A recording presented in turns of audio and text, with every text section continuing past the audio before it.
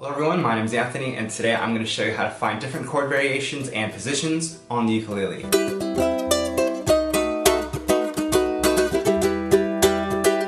If you do like this video, please give it a thumbs up and subscribe to my channel for future videos and tutorials just like this one. And really quick, this is how I find my chords. I know it's probably not going to be for everybody, but I find that this is probably the most easiest thing that I've learned.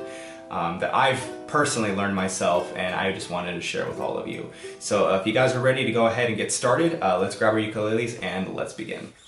Alright, so in this video we're going to be discussing how to find different chord positioning, different chord variations or structures or anything of that sort. So first off, I'm going to put a piano right around maybe here somewhere. And as you can see, from C, D, E, F, G, A, B, C, obviously that's the way the piano looks, so you're going to have your sharps and flats, so from C to C sharp or D flat and so on. Notice how there isn't any sharps or flats in between E and F and B and C. The reason why is because, I mean, technically there is, I mean, for people who know music, I mean, technically, you know, from B to C, there is a B sharp and that's technically C, but we're not going to get too into that. But as the rules of music for now, you're going to have, you know, no sharps or flats in between B and C and E and F. And this is actually be very important, and I'm going to leave the piano right here just so you guys can see about what I'm talking about when I move up in the different chords and how to find them. So this is how I find my chords when I play around. Instead of, you know, let's say I'm out somewhere and I don't have my phone handy or anything like that and I want to try to find these chords, I actually can find them on the ukulele myself, and I don't have to, you know, individually try to look for, you know, oh, you know, this note's this note's that. I don't have to do any of that. And I'm going to show you how right now. So we're actually going to take an example really quick. Let's go ahead and start off with, you know, the chord C, for instance, since it's on the very bottom of the scale here on the piano. So we're going to start off with C. And, you know, clearly this is C and this is C, right? Well, how do we know to find a different position of C, or how can we find a different position of C? Just so I can know off the top of my head, if I were to play a song and I didn't like this arrangement of C, how else could I try to find a new, you know, arrangement of it by myself? So notice on the piano, I'm going to show you guys right now, okay, and I'm going to try to do it with the structure of G, right? So here's G, and if I were to move this up, you know, let's say right here, this would actually be G sharp, right? Or A flat. Notice on the piano, it actually has that G sharp or A flat note right next to the G because we're actually ascending up, okay? And then if we go up another one, this actually becomes an A. So notice how I went up again, it actually became an A now. So this is, you can do this method, as you can see if we keep going along here, this is eventually become an A sharp or B flat. And the next one we go up is going to become a B. And then because there's no sharps or flats in between B and C, now when you come up here, this is actually your C. So if I play this down here, which is on the 7th fret, right here on the C string, 8th fret, E string, and last on the 9th fret, A string, I mean not 9th fret, I'm sorry, 8th fret, A string, you're going to get this C up here. Which if I play this, and that's a C. And just to do another example, if I wanted to try to find C, let's take, let's see here, let's try to find a different arrangement or a different chord here. Why don't we try, let's say D. Now this one is actually going to be a little different because we can go one of two ways. We can go down or we can go up. So let me show you what I mean here. Okay, so if I have the D chord, right, and let's say I didn't know what C was. Let's say I had no idea C was this chord right here. Or I'm sorry, I had no idea that C was actually this chord right here. Let's say I had no idea, but I knew what the D chord was and how I wanted to find C. If I go down, notice from D, if you go down one step, you're actually going to be into D flat or C sharp. So if I go down one whole step, shifting everything over, so I have this whole bar, this whole section barred right here, so I have everything's on the 2nd fret. If I move it down, everything else has to move down one position as well. So now this becomes a C sharp or a D flat. All right, and then obviously if I move down one more, if I try to, this means I have to do open notes because it's on the first fret. So now we're at open notes, which is 0, and this would actually be your C. And that's how you would maneuver around your fretboard to find new chords. So let's try to take another example, and just to make sure that everyone's getting the hang of it. So let's go ahead and try to find a different chord. Let's pick a random one here. Let's try to find F. Let's start off with the D chord again. So if we want to try to find F, we know that F is down here in one position. Now how do we find a different position of F? Well, if I wanted to use D, right, let's try to find F this way. So clearly we have to move up in the scale, right? So let's take a look here, and if we move up half a step, right, this is going to be D sharp or E flat. This becomes that. Moving up, ascending even higher, you're going to become, or it's going to become now your E chord. And because there are no sharps or flats in between E or F, if you move up another step, this becomes your F chord. So we went from D all the way to up here to F, which is obviously barring the 5th fret. And lastly, your pinky is on the 8th fret here. So now I have F down here and F up here. And let's say if I wanted to try to find F some other way, let's pick the A chord right here, right? So we have an A chord, or this A position, and let's say I wanted to find the F chord. So all the way from down here from A, let's move up a step from here. And this is actually going to be, now I have to bar this now, because remember I was down here, these are open notes. Now this becomes 1 right here, so I need to bar this. Now this becomes A sharp or B flat. And if I move up again, this becomes B. If I move up again, there's no sharps or flats in between B and C.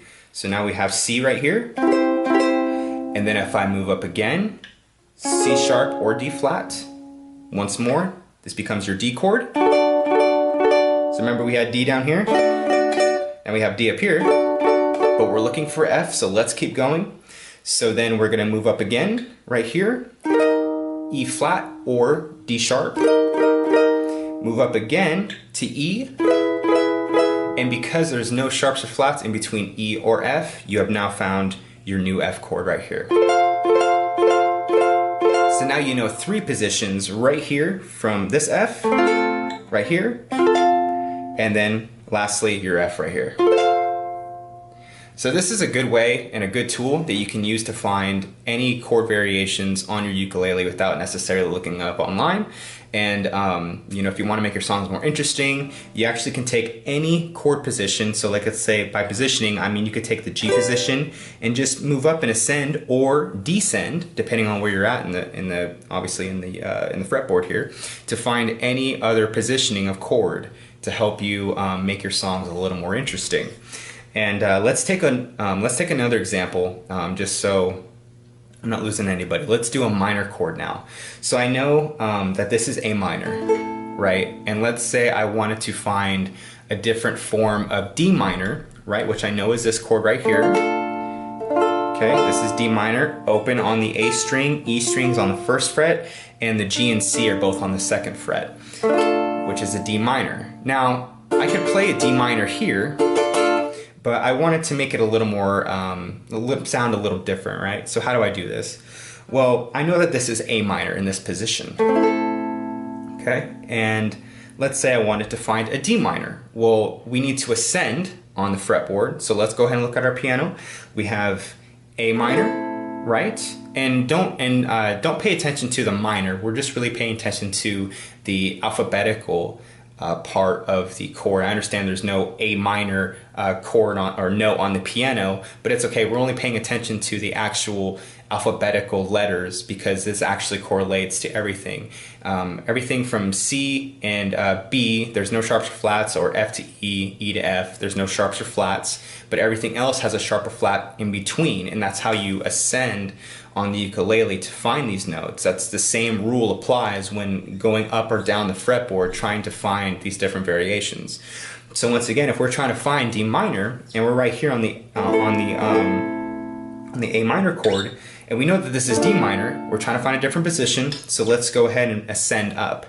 So we have A minor, and we're going to go one step up right here, but that doesn't sound right because we have to bar everything else because we just moved up a whole position.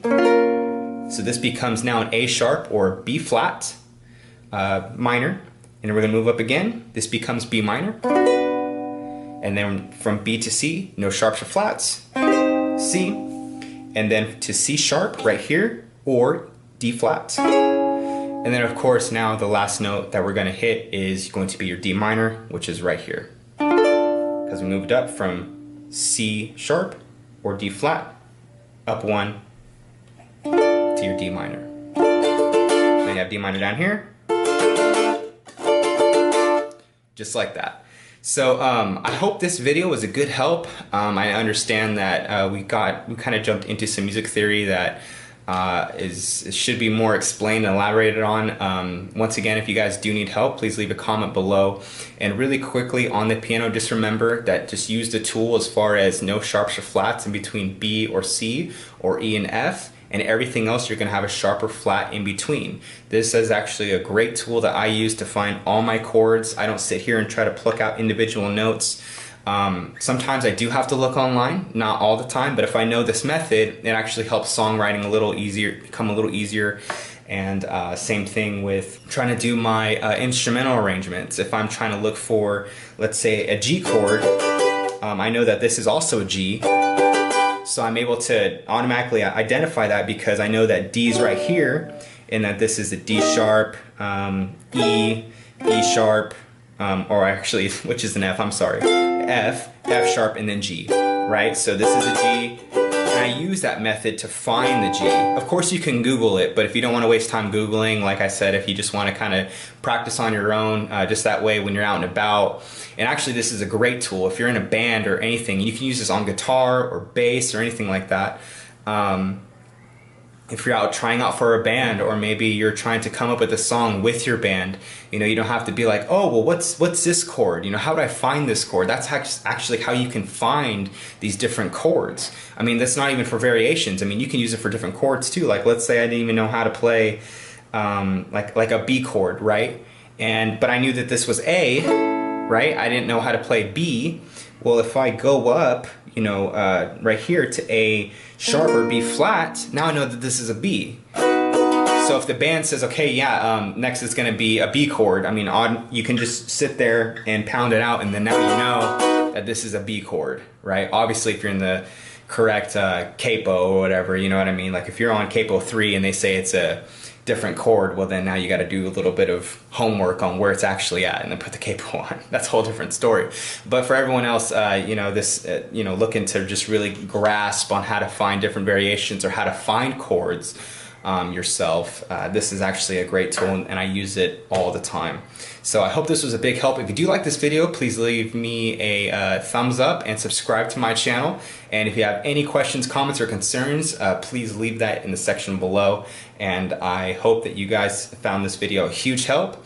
And I'll see you guys in the next one. Appreciate it. See you guys next time.